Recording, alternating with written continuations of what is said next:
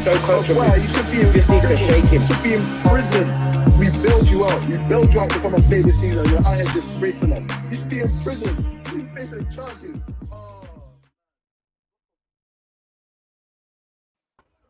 All right, people. Welcome back to the Final Third. I'm your host, Banks, and I'm joined here by some very special guests. We got the Tottenham special, so you know how to bring in the big guns. We got to my right, Henry Wright from Henry Wright TV. We got Senk, Come On You Spurs, and we've got Tobes, Tapping Tobes of the Touchline Fracas family and his own YouTube channel. Boys, how are we doing today? Good, not bad. Yeah. Season's up, can relax now. Pain-free, no more pain. That's all that matters. Season's done, so thank the Lord we can close the book on what has been a horrible campaign. So yeah, I've never seen such a consensus on wanting football to end from one fan group. Like everyone just said, "Thank the Lord, football is over." You rarely see such a consensus, man. Why are Spurs? 2 years on the trot it's been like this. 2 years on the trot it's been like this, where we've said, "Thank the Lord, the season is done," because it's just been horrible viewing, absolutely horrible viewing. Well, we're in the conference. Like, do you know how bad that is? European. We're gonna get into it. UEFA European Conference League. Hey, we're gonna get into it. But in order to look at Tottenham's season properly, we have to go all the way to the start. Mourinho obviously got you lot into the Europa League by the skin of your teeth the last season, said it was one of his greatest achievements, all of that good stuff. How are you lot feeling going into the season? Was you lot's expectations high? I know you finished sixth barely, but you obviously brought in some players like Gareth Bale, Hojbjerg. How was you lot feeling going into the season? I think that top four is achievable at the start of the season, and I thought that we might be able to have a shout in the race for the title. And look how that ended up. So, you know what I'm saying? I think the window that we had initially, everyone looked at it as optimistic, and we thought, we might have something here, and we have Europa League is not too bad, but the league maybe have a shout, and we could possibly get top four as well. We had a strong chance, but it went all sour. It went crap very quickly. So it is what it is. But initially, I was quite optimistic to an extent. But it didn't turn out well, as we can see. We're sitting here, you know what I'm saying? We're happy the season's over and it didn't end up great, did it? Henry, how was you feeling beginning of the season? Did you have the same hope that Senk had? Well, obviously he's Mr. Optimistic. I'm a little bit optimistic, and then Tobes is more like I'd say he's more of a realist. Shall I tell you, I knew you was optimistic. I saw one time when you compared Tanganga to Ledley King. No.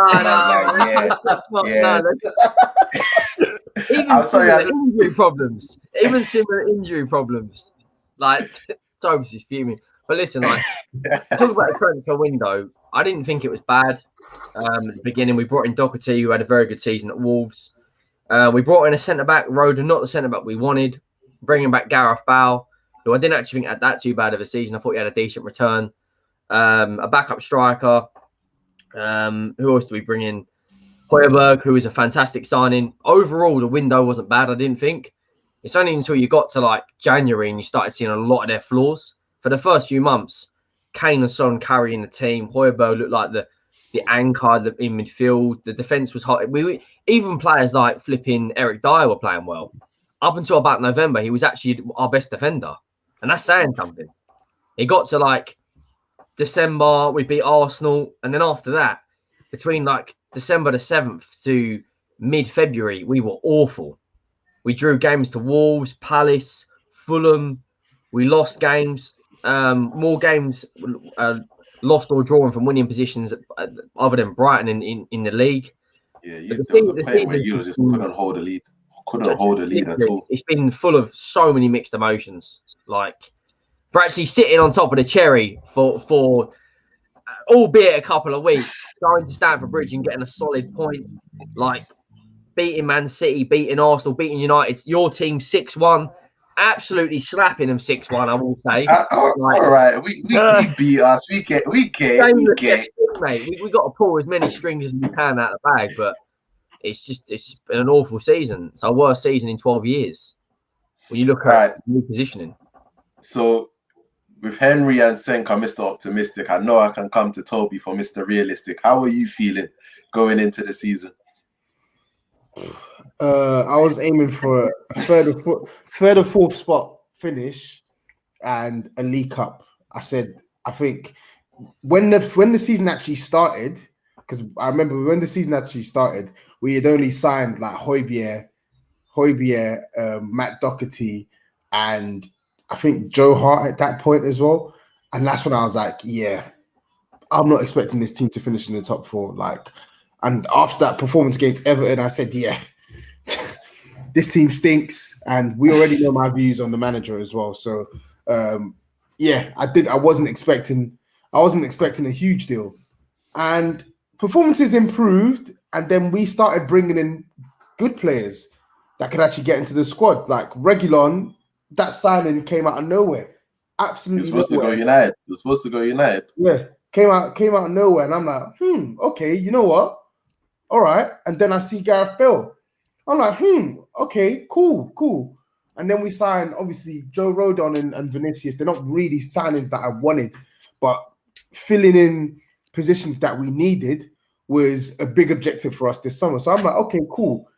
A couple positions filled, not exactly first choice signings, but on the whole, on paper, this now looks like a respectable window. Like it looks like a really good window, in fact, because back then, Matt Doherty, for me, prior to him joining Spurs, he was like top 3, top 4 right-sided defensive options in the league. Not because of his ability to defend per se, but his contribution going forward. I remember only Trent Alexander-Arnold outscored or out-assisted this guy in the league in these 2 years at Wolves. So I was like, okay, cool. And then Hojbjerg started picking up form, and he became a really good player for us. I'm like, okay, cool, yeah, top 3, top 4 finish.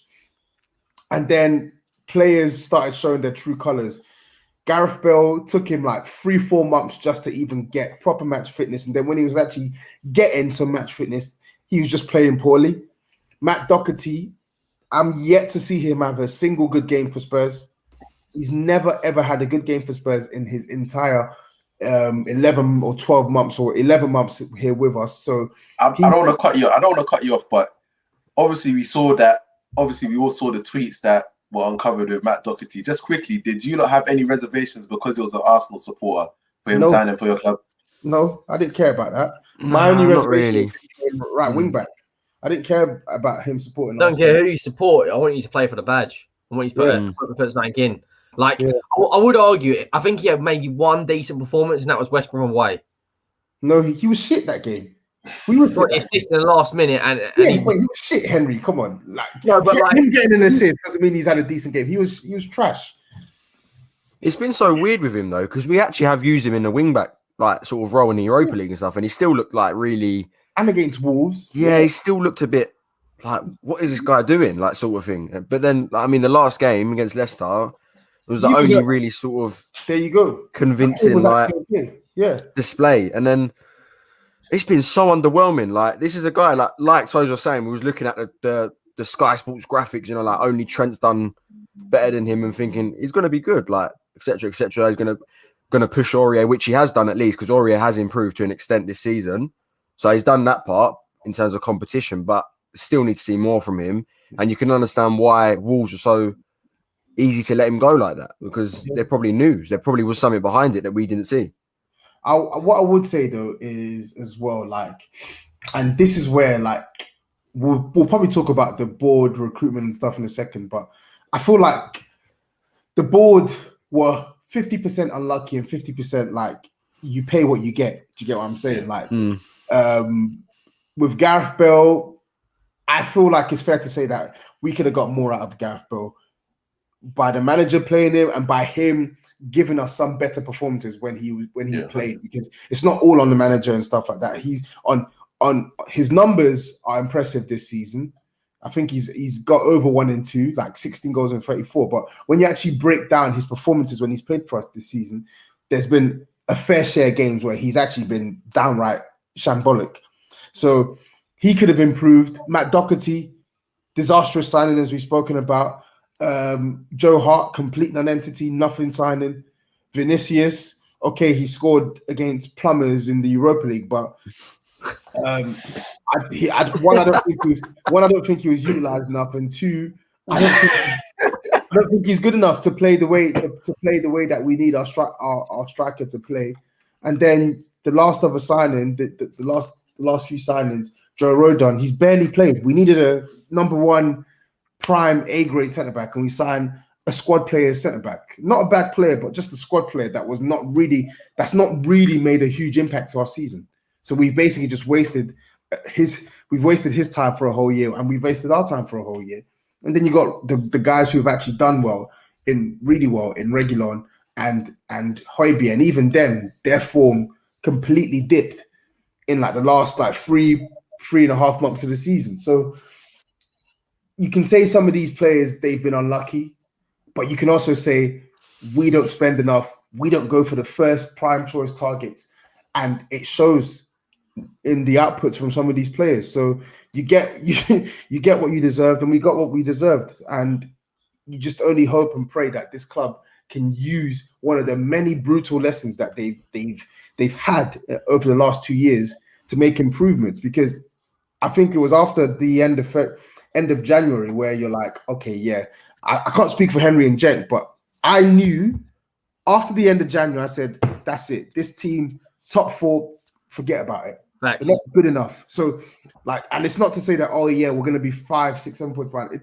didn't matter. I think we had seen enough for me in January to suggest it doesn't matter even if this team was 0.00001 point off top four. They're not going to get it because that team. There's no leader. There's nothing. It's just poor. Shank alluded to it earlier. That little run that you had in November where you were top of the table, you went to Stamford Bridge and you got the point that kept you. We all remember Reguilon's tweet when you draw at Stamford Bridge, but you're still top of the table. Yeah. And who can forget Mel's infamous rant? We all know about her video, what you lot were taught.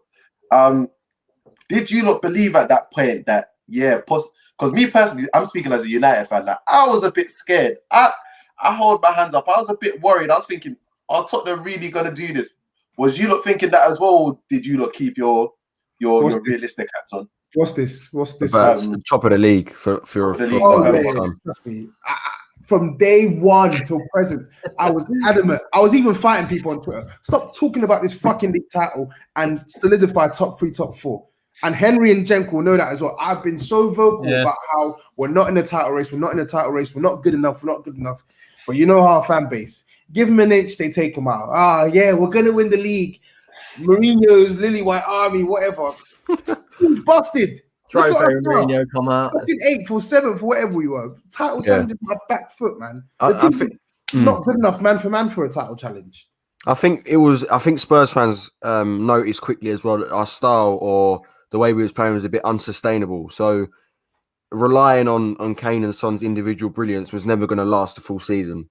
And I think Spurs fans sort of didn't really look at that at the start when we was at the top, and then slowly started to realise when we wasn't getting the goals when we needed. And then it just showed that obviously you can't do that. You need other players chipping in. And we haven't had that. We haven't had a proper number 10, the right winger. Like we've had how many right people chopping and changing? Bale, Bergwijn, Lamela, Moura, centre backs as well. So it was all over the place, and the trajectory of our performances and our results was very worrying after that. I think it was. Would you guys say the Liverpool game after that, or would you say West Ham? What would you guys pinpoint as the point where it started to get really? The West Ham game was a turning point. Yeah, because he started to change up the style and like players started to sort of. The fact that we bottled, like, all disrespect, don't get me wrong, West Ham had a fantastic season. Like, let's not get it twisted. For them to make Europa League is a fantastic accomplishment for them. It's the first time in the Europa League for 7-8 years, and it's only their second time in the Europa League. Yeah. However, we were 3-0 up, cruising. And Lanzini puts in an absolute wonder goal in the last minute. All Winks has to do is clear that ball. All he has to do is clear that ball, and we win that game 3-2. He does that weird thing, Henry, as well. I don't know if you guys have noticed. Like, he acts like he's going to go smash through this ball and smash through the player, and he touches it forward. Sort of just touches the foot, and the other player wins it, or sort of clatters through him. I don't know what it is with him. He's just so He's a clown, hesitant. it's simple as that. That's why Yeah, he's been dropped in the he's squad. awful. Not good enough. He's a bang average player. If that. I mean, I used to like Winks, and Toby will be the first person to come out and say that I thought he was a good passer of the ball, this and that. But You're not the only one, bro. Yeah, to be fair, it was a lot of the fan base. I still don't I've only started to dislike him this season. Like I thought that they was promising him to be a good player for Spurs. His passing has always had question marks for me, but he showed a little bit of capability. Well, I say a little bit more than a little. He showed the capability to pass well. He just needed to do it consistently, and if anything, he's regressed. But even just going back on the whole, when did things change for Spurs?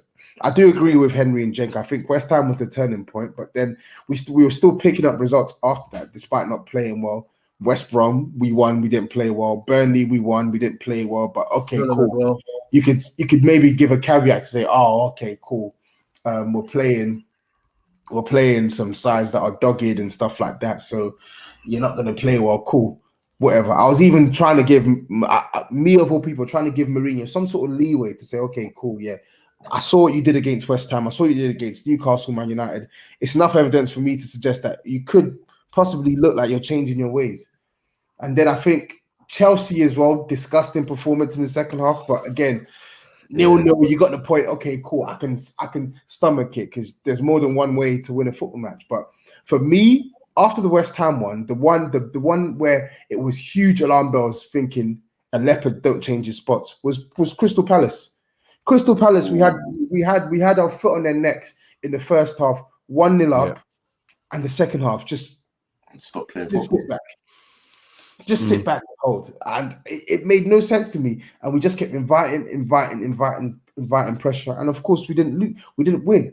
And for me, that started the series of shocking events. We then go to Liverpool, we lose in a game where I don't think we actually deserve to lose on clear-cut chances, but in general play, we did deserve to lose. And then that was again, Bergwijn had the chance. Harry Kane chance as well. And then there's more performances, or then you had Leicester losing at home, shocking performance against Wolves for the majority of the game. It just went from bad to worse. It's just poor. Like, there's no reason why you take your foot off the gas against Wolves. There's no reason why you take your foot off the gas against Fulham. There's no reason why you take your foot off the gas against flipping. What's the word I'm looking for? Who's the team I just mentioned now? Wolves. Palace. Yeah, like it's just ridiculous. But I think a lot of our fans have realized that Mourinho had a big influence on how we played. Yeah. But equally, and maybe it's not equal, but at the same time, our squad is actually, it wasn't as good as we thought it was. I know that's the case for me. Like, I genuinely thought some players were better than what I think they are now. Like, I held a lot of players in a higher regard than I do now. Like, they are actually poor. They're poor players. I just want to bring up a point in one of Kane's recent interviews I think it was with Gary Neville, where he spoke about the fact that Mourinho wanted his team to have a different mentality to what they actually had. Kane said he wanted them to be men, but it kind of got found out that there wasn't enough leaders in the group. Do you agree with that? Do you feel like, quite simply, or do you feel it was more the managers? What's our thinking there? I think there is an element of a lack of leadership, because under Pochettino, we had sort of basically the same crop, really, let's be honest, and some even better players with the likes of Eriksen, Dembele, Vertonghen, some experienced pros, and we still can get over the line. And I think if you actually look at the best performers under Jose Mourinho, the Kane'S, the Højbjergs, etc., it's the ones that probably are a bit more of a leader, and you look at them to potentially be one of the leaders in the dressing room. The ones who didn't potentially do well, or didn't do well, was the ones who probably lacked a little bit of it's a bit hard though, because the modern football is different to what Jose Mourinho built his success on with a footballer back then. So it's a bit different. It's hard, and his man management is so outdated that if you're not the sort of player, if you're not the sort of player that it was, sort of 10 years ago, then it's not going to work, unfortunately. And it's probably now the minority of the leaders that Jose wants in the team now. It's just a fact. You're not going to get Like if you look at the Inter team, you're not going to get 11 players like that, unfortunately, that would run through brick walls for him. Just not going to happen. And man management has completely changed. The football has just developed since the time at Inter, Chelsea, with the John Terrys, etc. It's changed completely. Yeah, I'd agree with that as well. Like, I'd then again, like I would argue to a degree, if you brought in any manager, that he could have some of the decisions. Like, there's been spells of Ryan Mason's football where I've been like, some of this is better than Jose, and he's not even a manager. 100%. And he's mates. He's a clown. Yeah, if you brought in a Potter, a Sean Dyche. Let's investigate that properly. Seriously, Sean Dyche is more advertising than Jose does. Sean Dyche to Tottenham. What are the thoughts? Because we see what he's done on a shoestring budget at Burnley. There's no thoughts, bro. It's only just one person pushing this narrative. Hang on. And he's staring you in the face. There's only one person. I'm not pushing this narrative.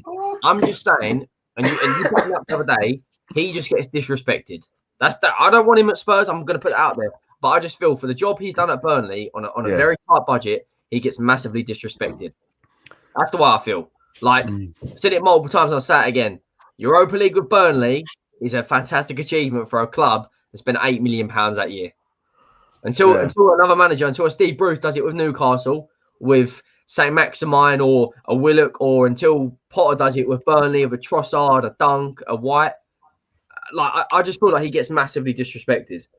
Yeah, I think outside of like a top four sort of, sorry Banks, but outside of like a top job, should we say, and being in a shout, he is disrespected, I think, a little bit. I think his work though is overlooked a little bit, but I don't know, you're like if Burnley, if 40% of that team is championship level. I think more than that. I think there's like 5 players that are actually Premier League quality, and they're not like special Premier League quality. Results like Europa League, mate. Yeah, I am gonna have to capture this video. Sean Dyche to Spurs. It's just nah. Not to Spurs. Nah. Like the two saying Sean Dyche is disrespected is also true, but saying Sean Dyche is not as good as Graham Potter for me is also true, and saying Sean Dyche is not a good enough manager for Spurs right now is also true. Like, these things are not lies in my opinion, and they're not interlinked. Do you get what I'm saying? Like, they are not mutually exclusive. Like, Sean Dyche is a decent manager in his own right and deserves respect for what he's done, but there's a reason why he's at a club like Burnley. There's a reason why he's not linked. No, big man thing. Yeah. There's a reason why he's not linked to bigger jobs that demand more adaptable football managers. Like, credit to what he's done at Burnley, and I actually rate him. I rate him a lot, but him at Spurs should not even be. He's right. He shouldn't be anywhere near Spurs. Burnley, do you know what I mean? Burnley. We're gonna get him to bring over a pie and mash stand from flipping. Pies for £1, mate. Oh, with a gravel in his throat. Press conferences, man. They'll be going. All right, we're gonna fast forward a little bit to a week before your big final. You've beaten Brentford. You've gone through Chelsea in the Carling Cup, or Carabao Cup, I should say, and your home form, your league form hasn't really matched what you've done in the cups. And Daniel Levy decides to pull the trigger and get rid of Jose Mourinho a week or so before your big final. What was your thoughts on the decision to first get rid of the manager, but get rid of a manager a week before the final? What was the thinking there? I'll let one of these go first, because if I start, do you want me to go first? Go on, Henry. Go on. No, I ain't gonna say anything stupid, because I know Tobes is already thinking like, what's he gonna say now? No, he should have gone, in my opinion, in February. Yeah, February, March. That Dynamo Zagreb defeat was the biggest L we have taken in over a decade. Forget getting slapped to Bayern Munich 7-2. I was at that game. We lost to a far better side. Dynamo Zagreb, part-time plumbers, had 2 semi-professional players in their squad. semi-professional, And manager in not, prison. not even pro. Right, we lost That to was them. managing from the wing. Orisic, mate, turns into prime flipping Ronaldo, scores a hat trick. He should have been done then. Mm. If Levy had any bollocks, he would have gone, right, see you later. And then when you bring in an interim manager, maybe not Mason, an interim manager to the rest of the season, and then you bring in a Ten Hag or Definitely not Mason. Brian Mason, but he should have been sacked ages ago. But sacking a manager that in a one-off game, however, could get a result, regardless if we had Mourinho or Mason, we were going to lose that final. Let's be completely honest. Let's not get it twisted. Yeah, we only lost 1-0, and yes, we lost to a player that arguably shouldn't have even been on the pitch, Laporte. But did anyone actually think we were going to go and win that game? Jane, put the optimism for aside for 2 minutes. We wasn't. No. This is Man City. They're in the Champions League final. They've just won the league. Like, they are the best team in Europe. I think the question is, though, I don't think it's the event of Jose getting sacked that surprised some or an element of Spurs fans. I think it was just a random timing after the ESL. It was that. It was like a sort of what the is going on? Like, seriously, like the ESL, and then the morning after, our manager's been sacked when there's been plenty of sackable offences in the past 3, 4, 5, 6 weeks. 100. So we all just sat here and thought, 6 weeks before a cup final, yeah, he hasn't been great. Yeah, he's underperformed. And yeah, we've been absolutely woeful. But to do it 6 days before a cup final, like I said, when there's been plenty of mad, crazy games before, when you think, oh, they're going to pull the trigger now, aren't they? And they haven't done it. And it was then. It's like, what? Do you think Levy was kind of hiding behind the ESL drama to? I think so. I think it's a smoke screen. Yeah. And people were saying it was strategic because we had sunken down to like a level, a place in the league where the payout would have been less or whatever. But it turns out, from what we read, the payout was less anyway, because I think we put him on garden leave or something like that. And now that he's got a job at Roma, we don't have to pay him as much as we would have for the remainder of the term of his contract. But for me, I'll actually be honest. The timing was to sack a manager 6 days before a cup final is actually, like, when you look at it in black and white, it's mad. It's mad. And to sack a manager who's won so many finals, it's mad. You can look at that in black and white. I can accept that it does look mad. And if anything, it shows that they have no plan whatsoever. They had no plan whatsoever when they sacked him. And you've seen it by putting mates rates in the job. Yep. Who had literally zero experience whatsoever, and it shows by the flipping managerial merry-go-round that we've seen the last like 6 or 7 weeks since it happened. But, and a big but for me, I was happy when he got sacked, and for me personally, it made no difference. Like Henry said, for me, the only gripe I had with the sacking was that it wasn't done weeks and months ago. It should have been done. It doesn't mean that Jose Mourinho was solely at fault for everything that went wrong with us, but he was one of the problems that we needed to nip in the bud and just get rid of him. Like, I'm happy. I'm not happy with Ryan Mason. I didn't want Ryan Mason in the job, and I'm pretty sure I even shut down. I can't remember who it was on Twitter one time. One time, someone was suggesting that, like, 2 weeks before it happened, and I literally laughed it off and shut it down. I said, "What the hell are you thinking of? Like, what the hell are you talking about, Ryan Mason?" But listen, I would have taken anything. I would have taken a chimpanzee as our caretaker manager if it meant just getting this guy out and getting us under a new voice from then until the end of the season. Like, it doesn't matter whether it was, it's gonna work out for the best or whatever, blah blah blah, because our season was already done. I don't know what our season was already done. It's not to say that you can't get on Ryan Mason, you can't get on the interim if they're doing something wrong, because you can, but our season was already kaput, finished. Yeah. So for me, just get him out. So once I saw that news, I was happy, even if it meant that we were going to take mates rates. You slept well that night, didn't you? Huh? You slept well that night, didn't you? I did. Everybody in this video right here knows the sleep that happens after Mourinho's been sacked from your club. Everybody here has experienced that sense of relief flowing through your body. All of us. Yeah. I understand you guys, man. Do you think as well, quickly, sorry, just before we move on. So I think, can we all agree in unison that it wasn't a footballing decision? It was to an extent, but 6 days for a cup final, it's a bit mad. Do you think it was financially motivated? 100%. If he would have waited another 2 weeks and we would have finished 6th, it would have been a £12 million payout instead of a £2.5 million payout. Look at it from a club perspective. No, I think it was. I think A mix. I think the timing is odd, but I think there was definitely some sort of football logic behind it because I mean the team was shit, right?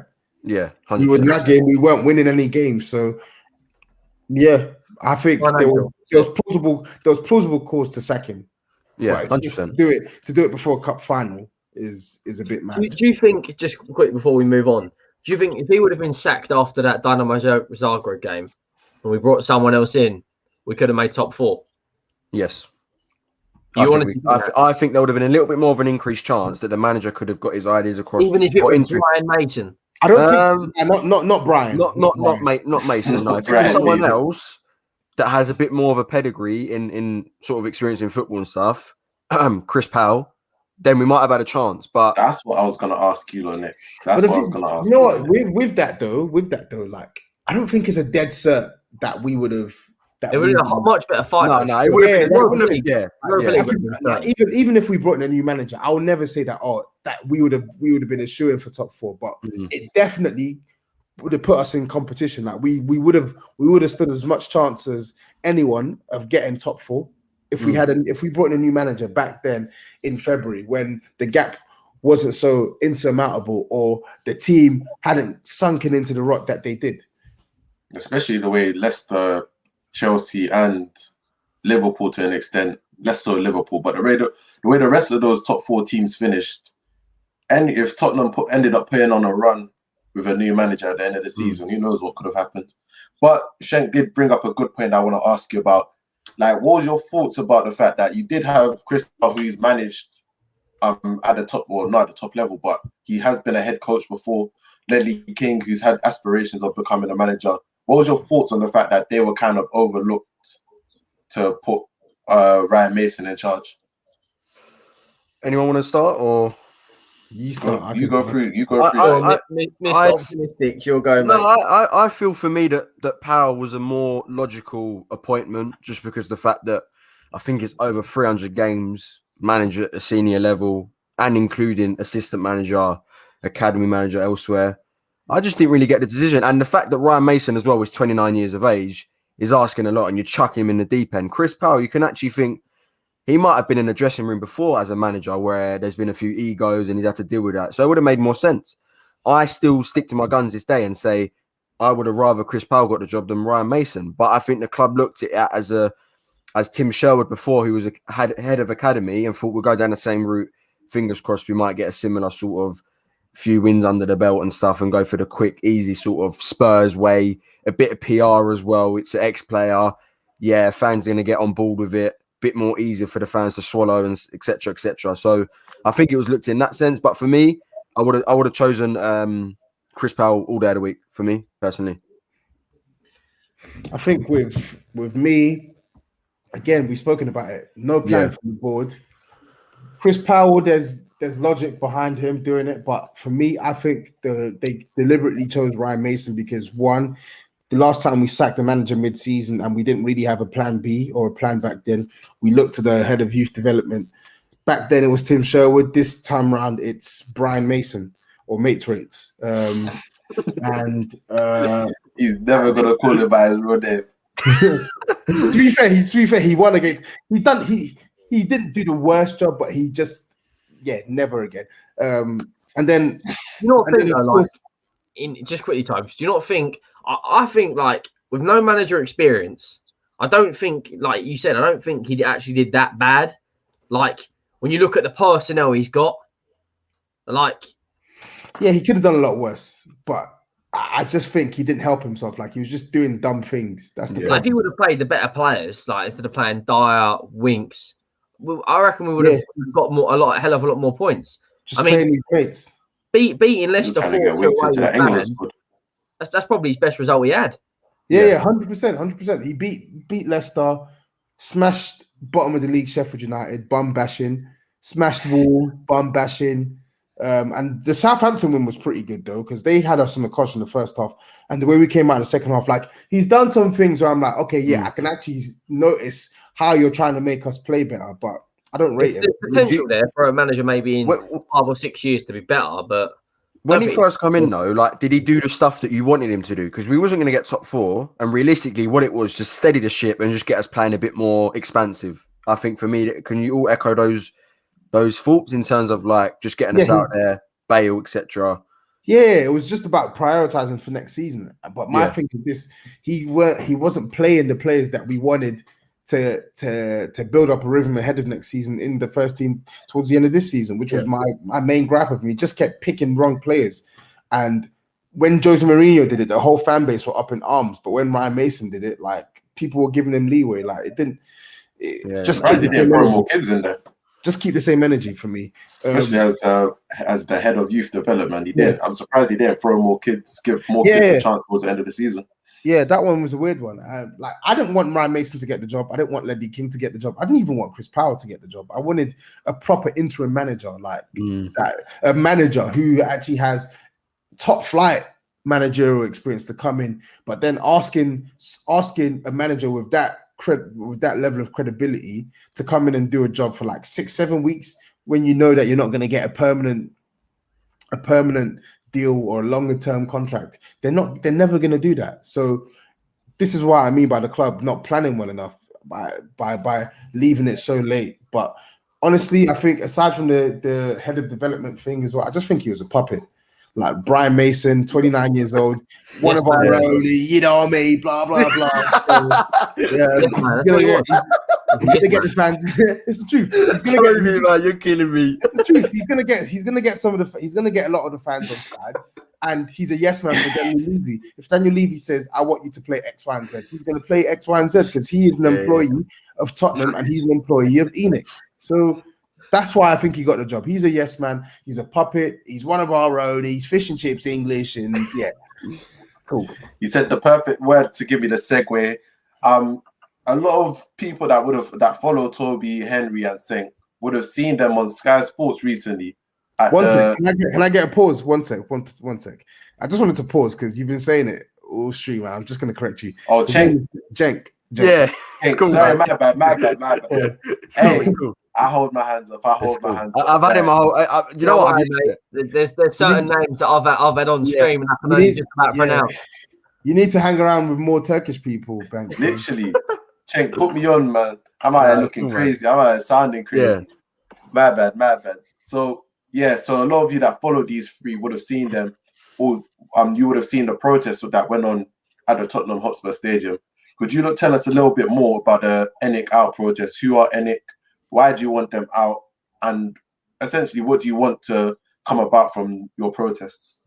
So obviously, Enoch is the majority shares in Tottenham Hotspur. So Joe Lewis has I think it's like 60, 70. Daniel Levy has like 20 something. You know, it's like all certain percentages. 36, I think it is. Yeah, something like that. So obviously, Spurs fans were fed up. ESL, you see United, you see Chelsea, you see etc. etc. A lot of the fan voices were being heard. So we thought, look, we're not happy with the situation. A lot of things are, since where we were once and where we've ended up. We thought it's the right time to potentially get a movement out.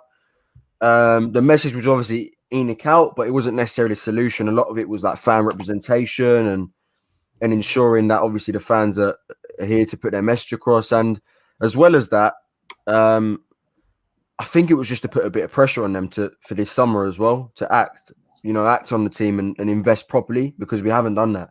And we're sick of it, and we're dropping quickly. And if they don't fix up, then it's going to get worse. So it's a mixture. It was a combination of things that were just brewing up. And it finally comes to a little bit of a boiling point and things. And people just started to get a bit annoyed, and that movement started. So, yeah, about 300 probably on the day. So that was the day, yeah. Also, elaborating on that, yeah, like it's certain things that Daniel Levy has done in the last year. Like I didn't personally agree with furloughing hard workers in the stadium, the cleaners. Awful. I've worked all the way in my current job through the pandemic. Like the whole company never got furloughed. If we can do it as a company, a company that's worth billions. Yeah. Like, I don't agree with it. I think it was absolute BS. And then as soon as Liverpool did the same thing, as soon as Liverpool went, "No, this might not be the best idea," Daniel Levy pulled out straight away and was like, "No, I'm not doing that." It's simple things like not investing in doing rebuilds at the right time. And for us to be considered a Big Six club, when you look at where we are currently, to where still Miss Jose comment like, I don't get that, but He's trolling you, man. He's trolling. When you look at where we are and what Chelsea have done in recent years and what Man City have done in recent years and what Man United have done, even Arsenal have had a few, like the FA Cups in recent years. We had the peak of our powers. Pochettino said we needed a rebuild. Like he could see it miles away. And now we're paying the repercussions of that because we haven't done a rebuild. And that's why we've got this absolute dross. It's things like that. And it's coming out like he's the highest paid second highest paid chairman in Europe behind Perez at Real Madrid. Like, just think about that for 1 second. Highest paid chairman. We have the second highest. I'm pretty sure we might have the highest season ticket in the country now. It's Europe. Highest ticket price in Europe. Highest in Europe, and we're not getting anything back. Like £60. Tobes was fortunate enough. I know it was a bit of a dross game, but he was fortunate enough to go to the game. £60 for a Villa game, Category B ticket. Like Burnley gave away their tickets at a ballot for the season ticket holders. Like simple things that the club's doing. I get it. If you're not Enoch in, if you are Enoch in, tell me, how can you justify it? What is he doing? And we went down there. It was a peaceful protest. You know, Sky Sports were there. There was lots of good, lots of good stuff. Yeah, like there was a picture of us and smoke bombs that ended up on Sky Sports. Sky Sports hype as well. Tobes turns up in a Roma tracksuit because he just Jose away. No, joking, man. Yeah, man. No, but this is the thing, though. Like, it was a good movement. Don't get me wrong, but these are people with a lot of power and in power, and in positions where, if we go out 300 of us and protest, they're not necessarily going to sell up because of that. It's got to be a consistent movement, and it's got to be. Are they entitled to sell up? Glazers, are the Glazers entitled to sell up? Do they have to sell up? Do you know what I'm saying? So it's a tough one. But I think it was, for me, it was trying to get the message across and not to belittle fans as such, and to remember the reasons why you are making that money, why you are a billionaire to an extent. Because these people at the top are not football people; they're business people. The reason why they got that much money is because they have businesses. So you have to think as well. Like it's such a tough situation. But for me, I was on that side, and we had to voice our opinions to an extent. I think back to the Glazer out protest that a lot of the Man United fans took part in, and I know that their end goal for a lot of them is they want the Glazers out. They don't care whether the Glazers decide to reinvest into the club after all of this time. Is that a similar view to how you? Is there any way to mend this relationship if they decide to reinvest into the club, or is it just we need new owners that are gonna actually take some care into the club? I personally don't think that Daniel Levy and Joe Lewis have the ability and ceiling to take this club over the line. Maybe that can be fixed in some way, but I don't personally see it. And I'm going to stick to my original thoughts. I'm not going to be a bit of a flip flop and say, they can do this, and the message is out of the way, or I'm not going to think that way. I think that Daniel Levy can't take us forward, and Joe Lewis is. I mean, the guy can't even get into the country. I think he's only allowed to like 4 or 5 days a year or something because of tax or something. I don't know if it's tax evasion or something mad. So like it's just you got to stick with your message, and like as someone said there, 20 years of like what's going to change that? It's even if we won the FA Cup, 20 years, 2 trophies, like come on, like it just can't run really, can it? So do you think either of you or this is to you as well, Banks, do you think Spurs will win a trophy in the next 10 years? There's always a chance, apart from your DNA in terms of just bottling finals and bottling the big occasion, there's always a chance for a cheeky Carabao. But in terms of competing for the big guns, the Premier Leagues and the Champions Leagues, that I'm sure after all of this time you lot want to be competing for, I can't see you lot doing that, competing against the likes of Manchester City or the big European. Like you can't see Tottenham in that picture the way you are right now. Yeah. as Indon Pepe says, Conference League. You don't take Conference League seriously, you could get your hands on some silverware. We could, Why and not? we should. Now that we're in it, we should definitely be looking to win it. You know, there's like Champions League teams that can drop into that as well as Europa. So I don't like, want it, but if we're in it, we better You know fucking what? win it. I'm gonna say it as well. no. No. I'm not gonna say it's nothing stupid. I think the attitude of Twitter accounts, especially towards some smaller teams in Europe, is disgusting. Like the attitude, like just because we're in the Premier League and we've got the ability to have TV money and revenue and big sponsors, and they can't, doesn't mean you should disrespect. No, but it's true though. It's true. Wait, so you don't want us to commentate? No. Werber's Original United and Cheeseburger. No, it's not that. Hey, did you not see some of the stadiums that are going to be the Conference League? You want us to play in stadiums where they have trampolines as seats and flipping, and flipping slides. Some of them stadiums look like some It's not cheese even that. It's not. I that. do get what you're saying though. They do get majorly disrespected. Fans get too entitled. Like just to put it into perspective, right? If you win the Eredivisie, you get £11 million. If you get relegated from the Prem, you get £92 million. That's what I'm saying. Yeah. Like, just look at the other numbers, and other leagues obviously they aren't as financially blessed due to the TV rights. I do get what you're saying, but however, I do get what Tobes is saying. Like, if we're coming up against Latvia FC and teams that have got to train going through their stadium, I can't run, man. Trust me, I've done my research. I went on UEFA conference regulations. That train thing is bullshit. I read Can you imagine actually being there? And I know. Train just comes out of nowhere. Fucking hell, man. But I read through that 40 pages, and I was like, it doesn't meet any of them regulations. They've definitely got seats made out of hay in the away end for some of these grounds. Oh, that's comfy, man. Better than Burnley with the wooden seats. 100%. But as I said, listen, for better or for worse, we're in this shit competition. So if you're in it, you better fucking win it. And now that we're in it, I do actually want silverware. We're in it now. So I want silverware. I want the money. Win it. Simple. Don't give me excuses. Fucking win it, because I'll tell you this for free. If we don't win this competition, because it's fair to say we are the strongest side in the competition right now, apart from, I don't know, I think Villarreal or whoever. I can't remember who's in it. Roma as well. Union Berlin, Rennes.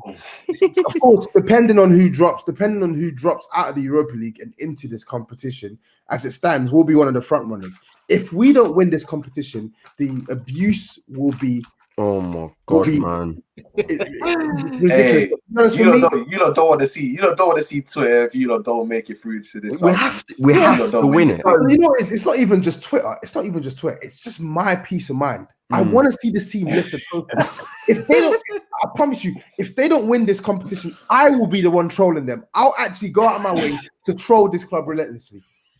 Hey, Tobes is gonna be out and making burner accounts. Do you know what? Do you know what, Tobes? You know, you mentioned like the Romas and the Villarreals. You know what?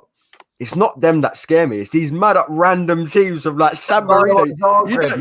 Tobes, you got to think though. Yeah, this is because we got dumped up by Zagreb. This is what I'm saying to you. These teams that we're going to play that we never heard of. This is the biggest game in their history for some. They've got nothing to lose. This is what I'm saying. They're going to go everything to lose. Gung ho. Like, this is the thing as well. And if fans are back, like them lot are going to be going crazy. Like, can you imagine European away days in like flipping Norway? Norway is a nice country. Norway's a vibe though. Yeah, I'm not gonna lie. I won't even lie. Like Sweden, where it's minus 30. I will be involved from around quarterfinals onwards. I'll probably go to a couple of away days. If I can get the time off work, I'll definitely go to a couple of away days for sure.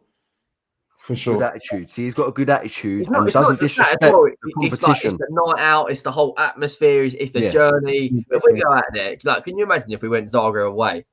Like, can you imagine? Oh man, don't even. You drown your sorrows in alcohol and something else, boy. Yeah. The next thing I've got to ask you guys.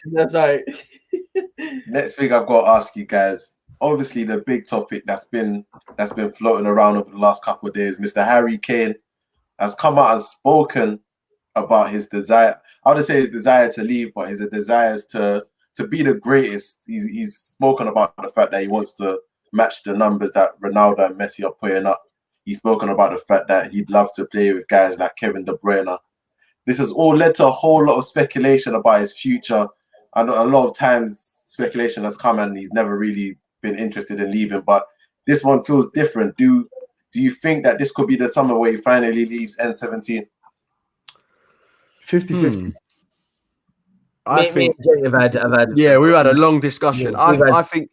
Yeah, I think Daniel Levy holds the cards in this topic for me personally. So he does hold the cards. Like Yeah. you're absolutely spot on. he's gonna start again, man. Like, so Yeah, go on. I am on your side. I am on your side, like and Toby's probably the same. He holds all the cards. He's a very good negotiator. He runs an investment firm. He's going to look at the player like he's an asset because he is. Yep. But at the end of the day, you have to listen to what the player wants.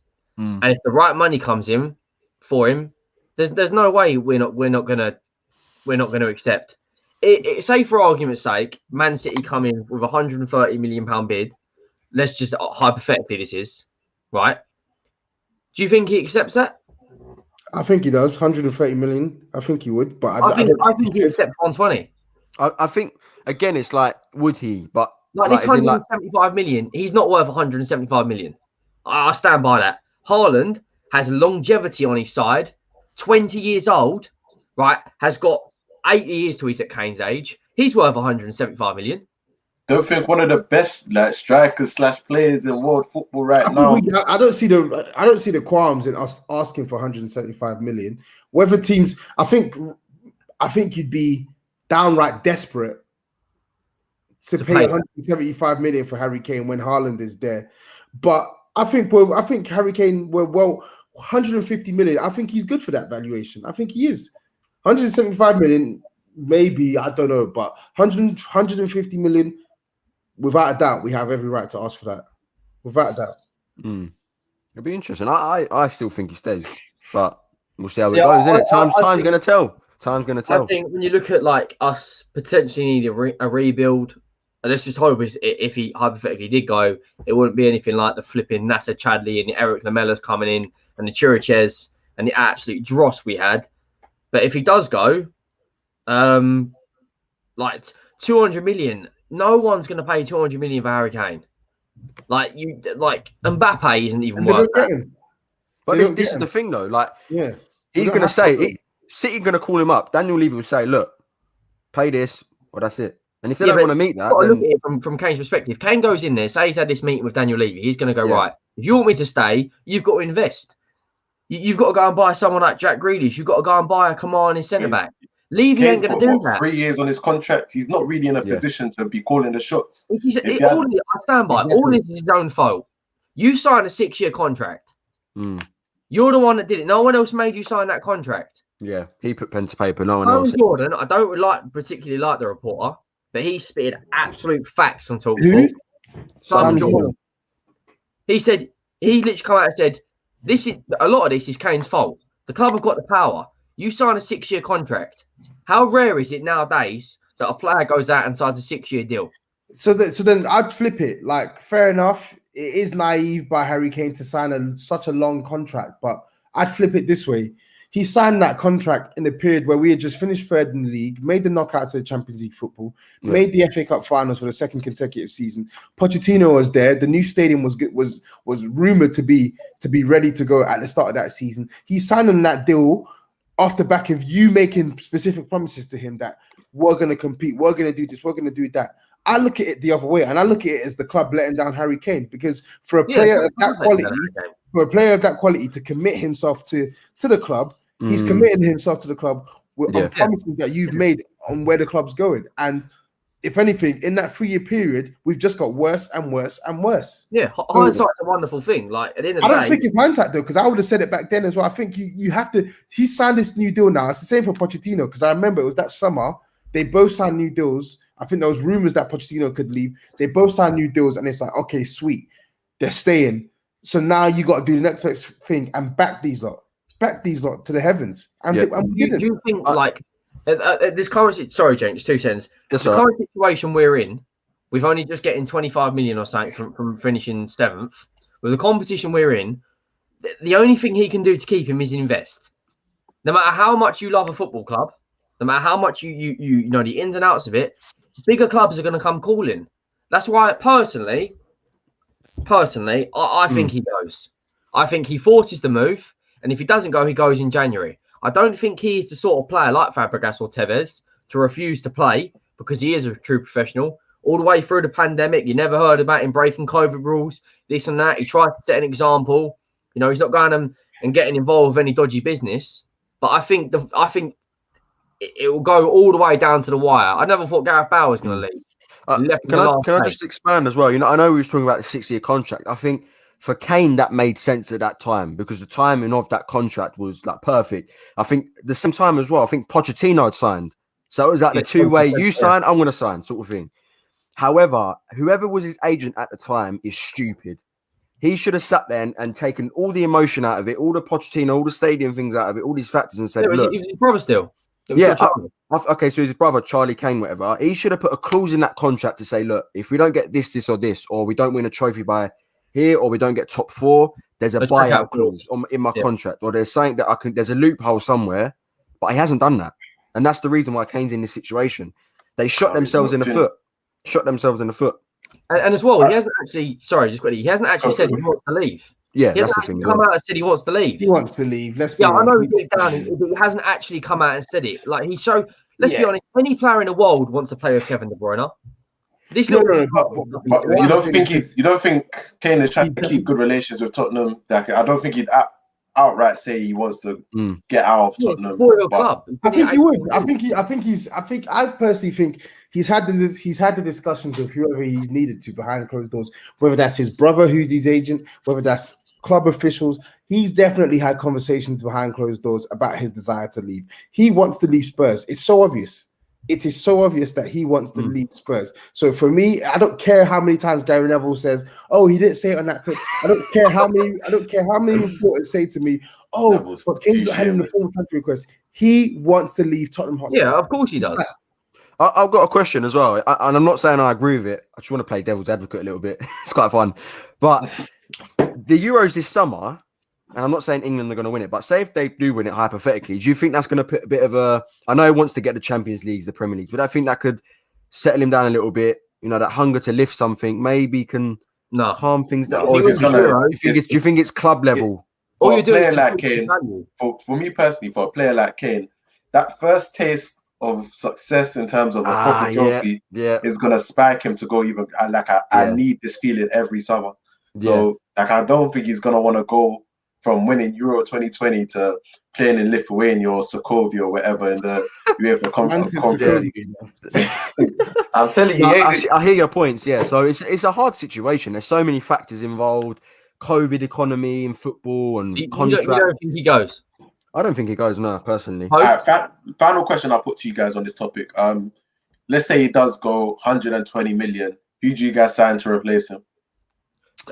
James already got. We need that free players. Steve Hitchen. We need 2 free players to replace him. But as I said, like as Cenk and Henry have alluded to, all of this is futile if we don't make changes where we need to make changes, which is at the top. Because I can't remember who it was that said it. I think it was Cenk who tweeted it the other day. Like, we've had so many managers change, we've had some players sold, etc., etc. But we have a board and a transfer committee that for whether it's intentional or unintentional, for the past 6-7 years, our recruitment has been downright shocking.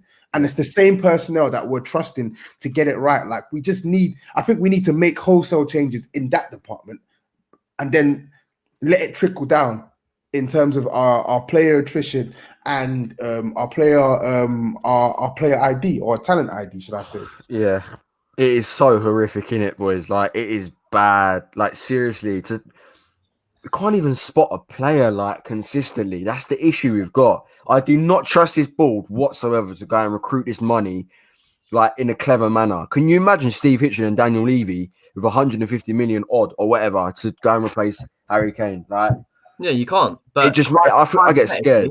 Yeah. Hypothetically, if we were, say he does go, my main target would be someone like Jack Grealish. This is hypothetical, obviously. Someone like Danny Ings. Like, can I just say this, right? How has Danny Ings not made a Euro? I don't get this. We can talk whole- about that another time. But joke thing. Gareth That Southgate's a whole joke, squad innit? has got so many. Conter as holes. well, like. But anyway, I'd bring in Danny Ings. I think he's a very, very good finisher in front of goal. I don't really feel when he's in a certain position he's going to miss. I'd bring in potentially Jack Grealish. If we couldn't bring in Jack Grealish, maybe someone like Buendia. Then you go and target the defense. You bring in a Kamani centre back. Jenks obviously going to say Demiral because of the Turkish hype. Yeah. You bring someone like Botman in. My as head, well. my mic. Headbutt my mic. Bring in Botman from Lille. You Yeah. bring in like Anderson maybe from Fulham. You bring in two defenders. Do you know what as well though?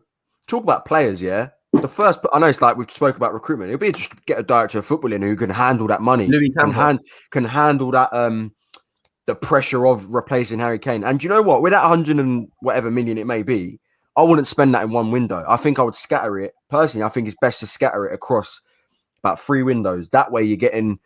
See, with Chelsea, when they bought all these players all at once and it was a bit mad, like 60, 70 million, like this player, that player, all big signings all at once. For me, I'd rather space it out and ensure that the players, you can assess them better, or you can find where the problems are in the system and go like that. When you buy 6 or 7 high-value players like that, you're taking a big risk. And look at Chelsea.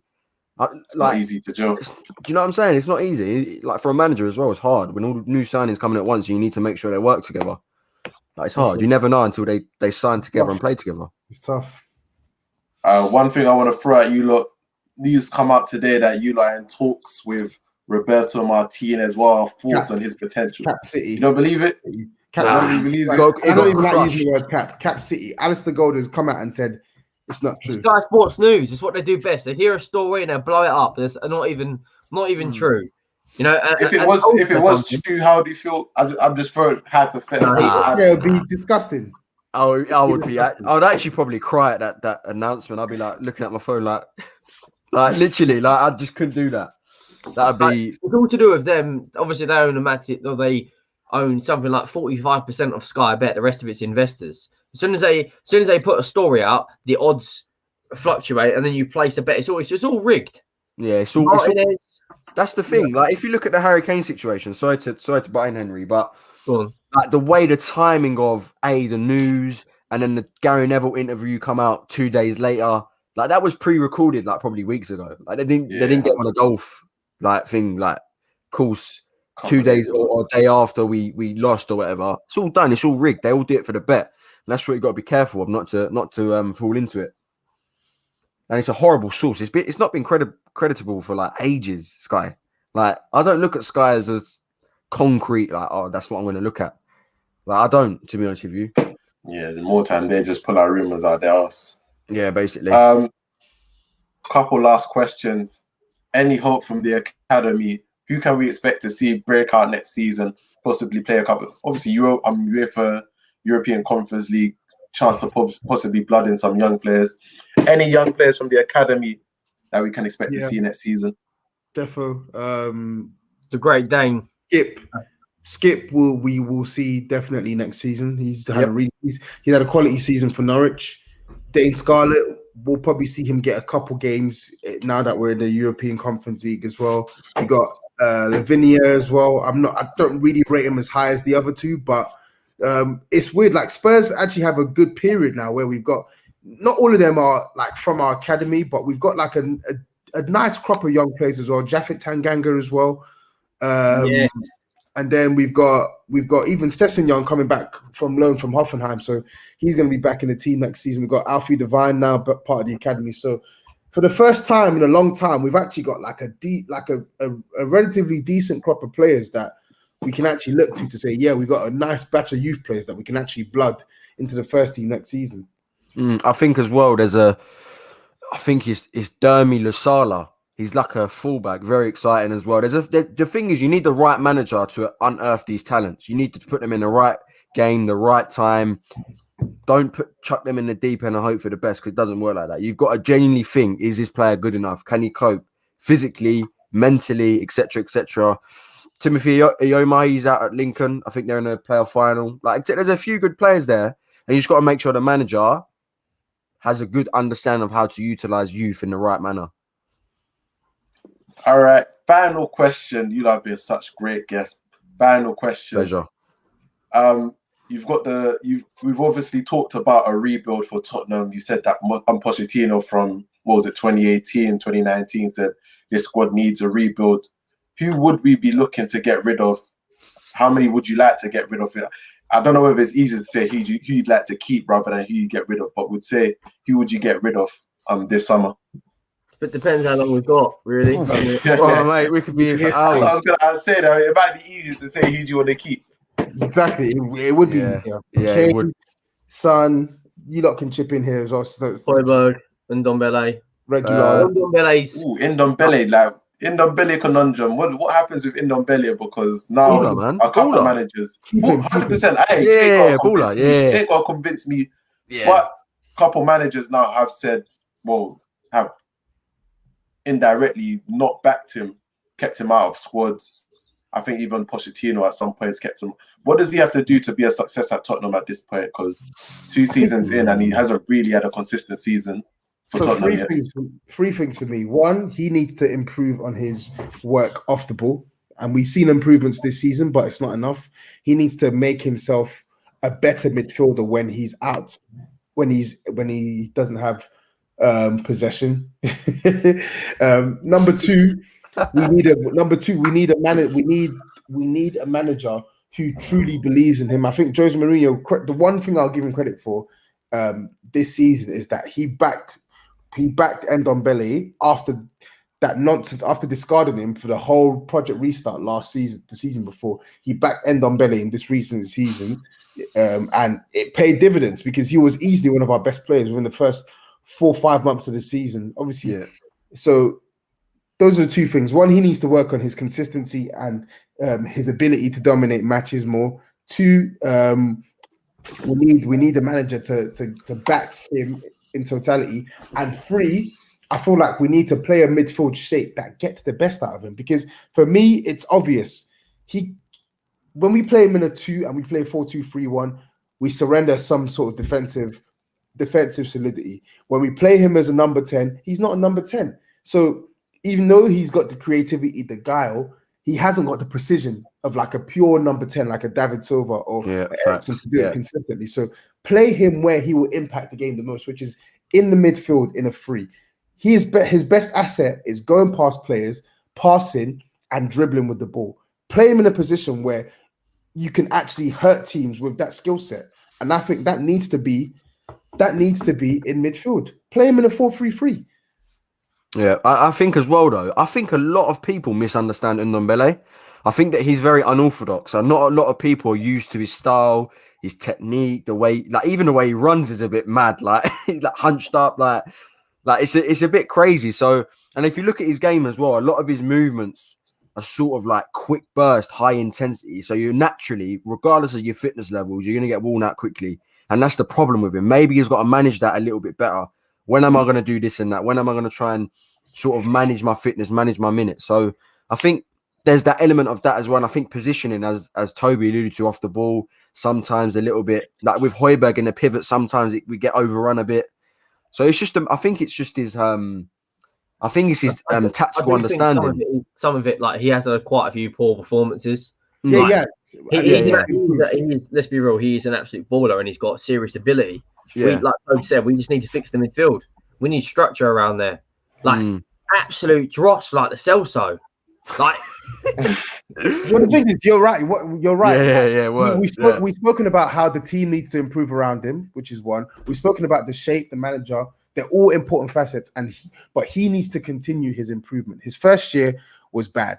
Let's be real. His first year was poor, but this season, even with the poor form, because let's be real, in 2021, he's been poor. He's been very, very poor, pants even. But even with that, with the poor spell, he's still had a relatively decent season. I'd still rate it as a good season on the whole, with issues. But like Henry said, he needs to improve. He needs to dominate matches more. He needs to take himself from being a moments player to being a lasting presence for a lot of the game. Nobody is expecting him to do it from minute 0 to minute 90, but we want a long spell of dominance because that's what we are used to on Dembele, on the Wanyama, And even as fans will allude to as well, they won't admit it, but Eriksen dominated many a game despite him going missing here and there. He So could dictate a game. That's what we don't have. We don't He have was anyone. so good, man. He was so good. like we need players. We need players who are dependable, bro. Dependable players, and that's something that we're lacking right now. All right, going back to the original question. I know we took a little detour, but again, looking at the squad, who would you like to get rid of, or who would you like to keep? Whichever one you want to answer. All right, so keep. I think Harry Kane, Son. I don't know if Bergwijn's it. No. Yeah. No. Cash in. I don't know. Cash in. Bergwijn chance. Are we talking nailed on keep? 100% quality player. Okay. Yeah, 100% Okay. Kane, quality. Son, Ndombele, Højbjerg, Reguilon. I'm gonna say it as well. I think Aurier's fantastic. He's going, bro. I know he's going. I don't think he's fantastic too. Really? No. Rewind that. What was that? Aurier, yeah. He's not I fantastic. think he's great. He's had a good season in my opinion. His form has fell off the last couple. Look, Henry. I know he's got that. Bro, as a backup, he would be. That's worse than my Legally King comment. No. Come on. Being fantastic. Aurier, fantastic. No, I remember the penalty he gave away against Leicester. That was one of the most brain dead. Did I jump? Who gave away the free kick against Man City when he was going? Yeah, maybe I'll have to take that back. Maybe, yeah. He's not fantastic, but Aurier. Let's not do this. Aurier has had a good season for Spurs. Like people would be lying if they said Aurier has not had a good season. Yes, he's had these bad games. Yes, he finished the season poorly, but for the most part this season, he was a reliable player for Spurs, which is something that we've not been able to say in his entire Spurs spell. But Jack was going overboard with that Aurier. Yeah, I think I went a bit. You know what? I'll apologize. I apologize to the panel. I apologize to the people watching. I maybe got a bit too excited. But you know what?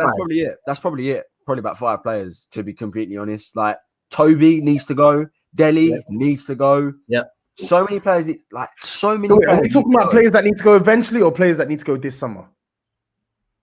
This summer, I guess. But I mean, we talk about rebuilds.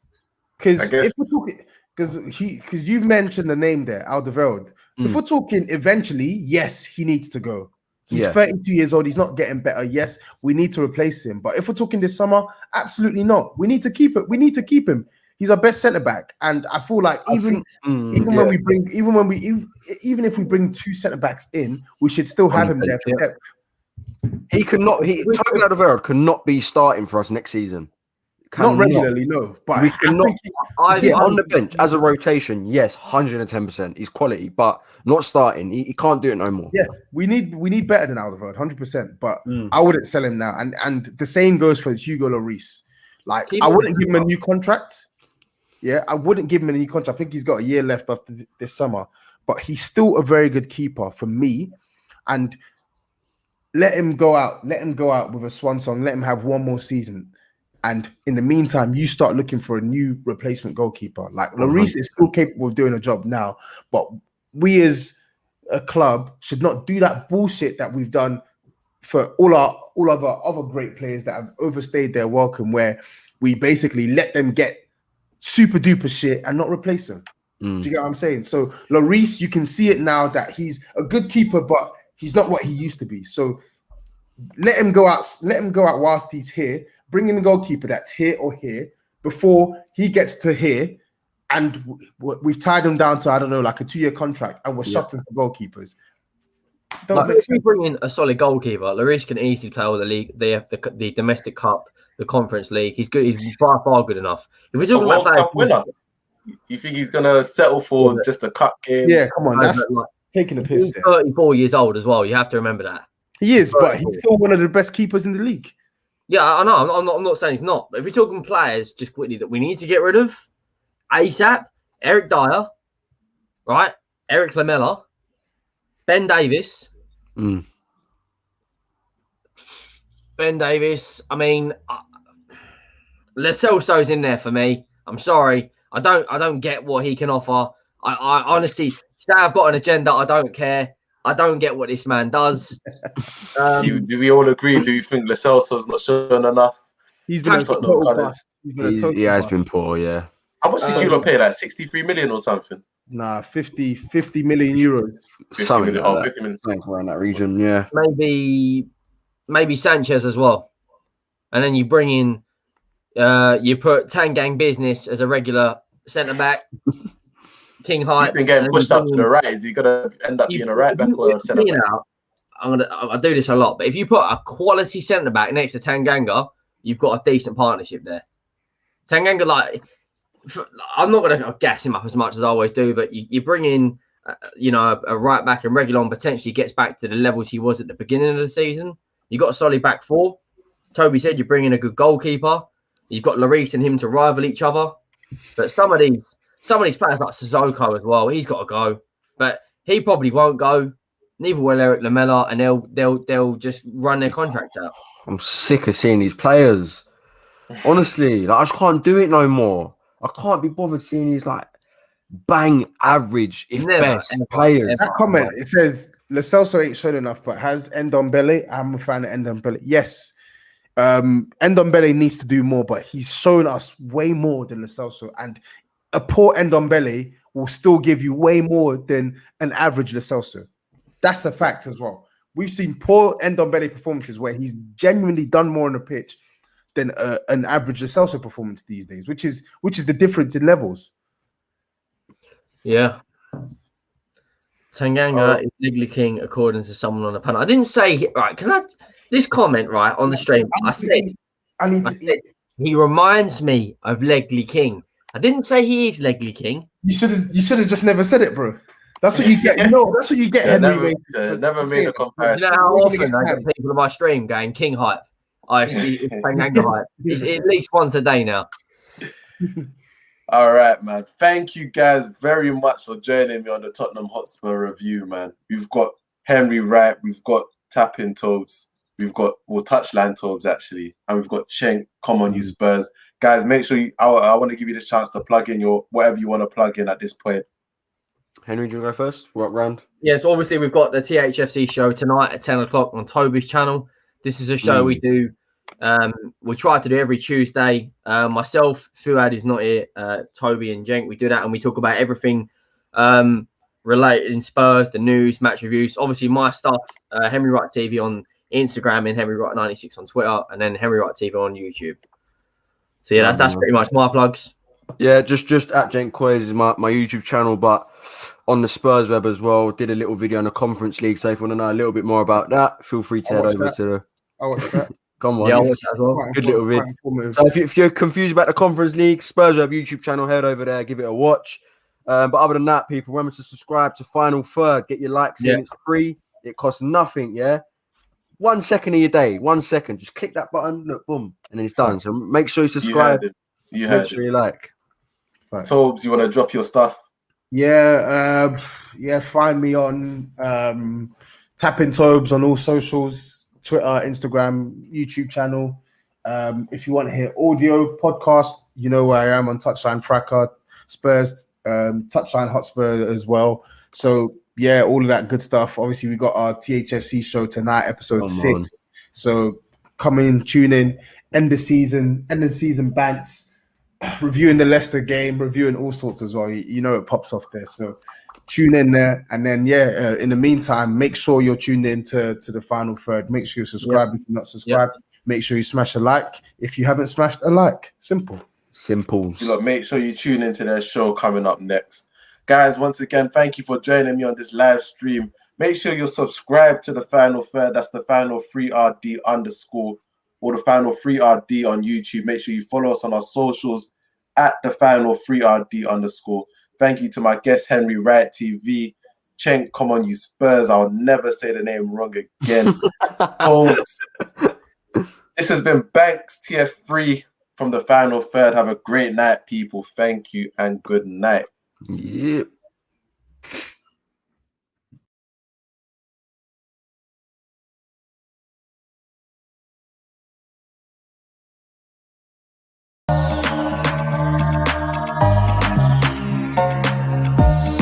Now listening to The Final Third. think Pepe's so comfortable. Why? You should be in Just need to shake him. You should be in prison. We bailed you out. We bailed you out to come and play this season. You're out here disgracing us. You should be in prison. You facing charges.